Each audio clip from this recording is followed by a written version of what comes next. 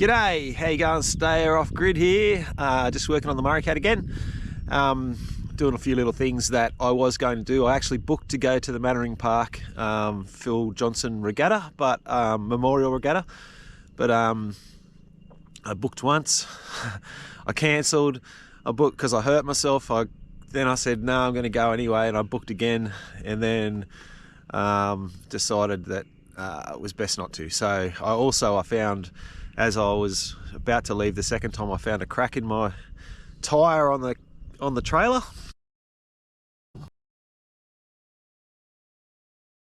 So I've ordered some new tyres, but looking at that crack, and the guy from the tyre place, like, well, I mean, if I didn't see it, I wouldn't have known until it blew. But he said that, you know, going that distance, even though there's not much load on these trailers, it's only 300 kilos all up the whole trailer of the boat, but driving for 7 hours, it heats up those little wheels, that crack might come out, and I didn't have a spare. I would have been stuffed. Anyway, I'm looking at the Dolphin striker today.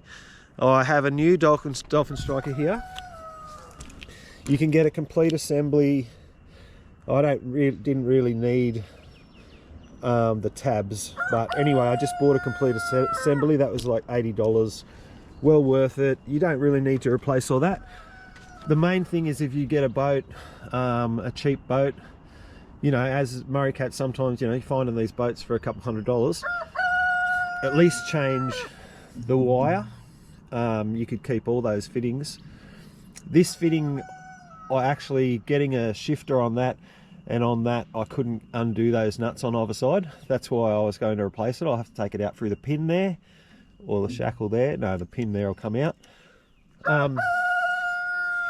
And the rooster's shut up. All right, so basically, what does this thing do? Okay, so the beam across here, all the weight of the mast, and when I'm saying the mast, I'll try and put a little picture up, but it's not just the mast, it's the stays, it's everything. It's, if you're on trapeze, it's all that weight's coming back through the mast here. It's pushing down here, and it will, without that, it'll snap the beam.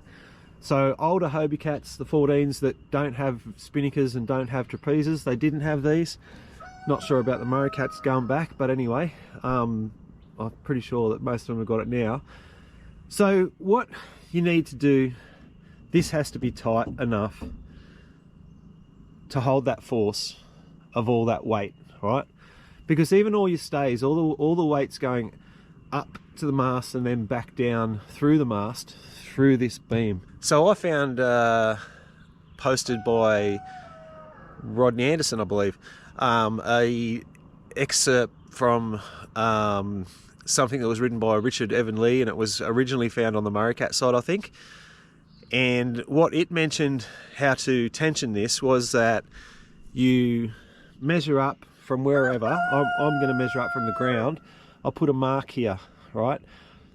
When I put the new Dolphin striker on, so it'll be loose, so that's at the lowest level.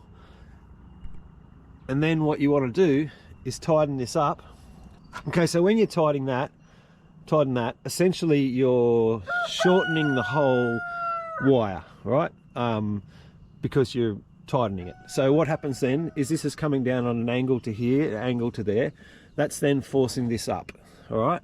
So if you've got your line at loose, and I'll do this later, but then what you do is tighten it, get your tape measure, and make that line come up 5 to 8 millimeters. So what that's telling you is that it's just raised this a little bit, so therefore it's got tension on it. It's got the tension to support everything, right? So I think, you know, there's things tossed around.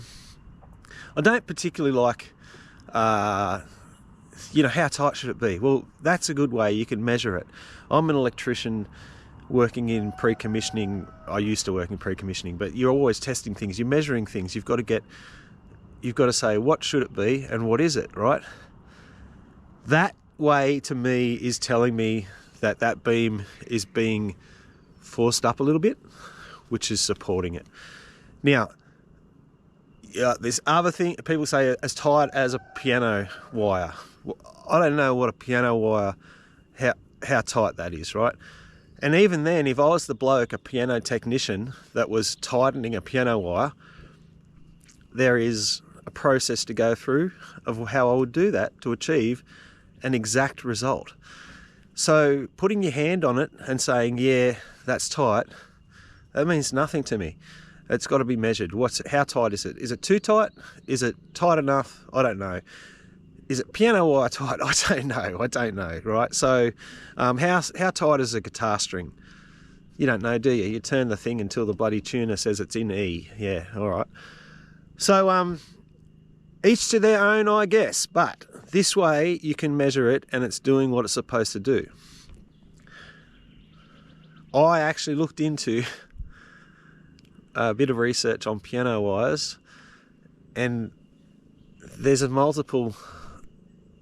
all these equations you've got to do to work it out. In the end, it says that a piano wire is about 75 kilogram force. So it's not 75 kilograms, it's 75 kilogram force. So I guess it's the force that the kilograms make, I don't know. And it's 75 kilograms. Okay, so this, now, if it's piano wire tight, it has to be at 75 kilograms force. How do I do that? Does that do it? Measurable. I want measurable. So that's what we're looking at. Let's change it. Now the new ones as well do come with all the little connections onto the tabs heat shrunk. So I haven't got that size heat shrunk, but that's got to be cut off because I've got to undo those and redo them up. So I won't be putting heat shrink back on them today in any case. Okay, so I've connected this end here, that end there. All right, so I've just started that on there so that it's got all that adjustment. And now I'm going to thread the cable end into this one. All right, so that's on there.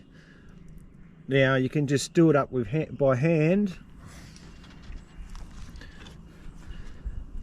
and then afterwards it comes with this little hook that hooks into here, and you turn it to tighten it. All right, so I've got this mark here. You don't really need a mark there. You could just use the top of that, the actual Dolphin striker. But for the video, I've got a mark. Okay, so that tape measure is at 11:30. And I want to come up to 11:36 or 7. So I'll tighten it up now and come back and look at it. So the hole on the other side there, and then we're turning that way to go tight. You can't, so I'll just keep tightening that and then we'll check the measurement. You can't turn all the way around, you know, because you hit the beam, so it's a bit of a issue, but you don't have to tighten much. All right, so that's about 7:34. I've got to keep going. Sorry, 11:34. I've got to keep going. Okay, so that's 11:36 or 7. I'm going to go one little bit of turn again, and then do the nuts up on the adjustment. So here's your little nuts, one side and the other side. I'm still trying to get one little turn out of it, and I'm going to check that. Just want that little bit extra.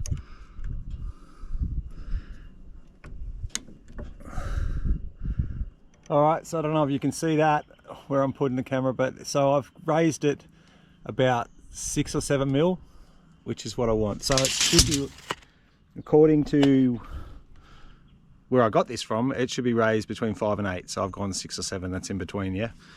All right, make sure you do your nuts up here. The nuts will both turn the same way, so you have to use your little lever here to hold it while you do those nuts up.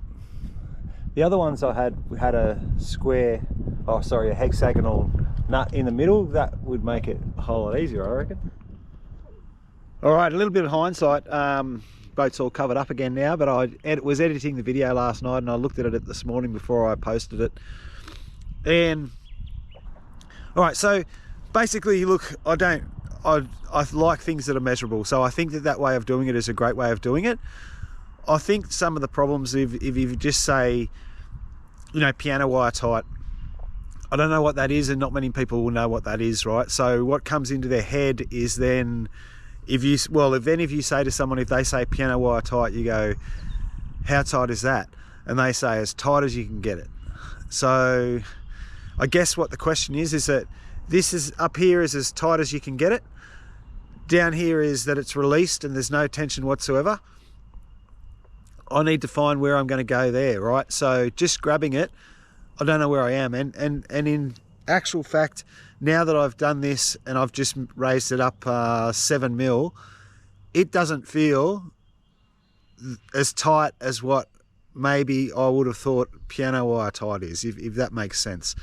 Now the problem is that if you go as tight as you can, now just by the fact that cable, when you tighten it, is forcing the beam up, tells me that if you tighten that cable more and more and more and more and more, it'll force the beam up more and more and more until it snaps the beam. Now what else it's doing while you're doing it, if you've got it over tightened, is that to bend that beam up, you're bringing your hulls in at the front, so you're misaligning your hulls.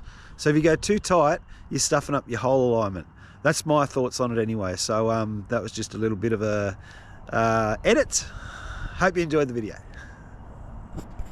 All right, well that's that. Hope you enjoyed that. It's something I covered once before, but I didn't actually do it, so I just mentioned how it gets done. Now I've done it, you've seen how to do it. Hope you enjoyed that. It is very important, if you've bought a cheap Maricat, that you're aware of that, because otherwise, you know, you're going to have a bad day, because your beam's going to break and your mast, you're going to watch the mast go down in front of you in the water or something like that. I've never seen it happen, but I can imagine that's what happens. If you happen to be under the boom at the time, the beam breaks and the whole weight of it comes down on you, the sail and everything and all the rigging, that's not going to be fun. Anyway, hopefully that doesn't happen. I'm Stay Off Grid, hope you enjoyed that.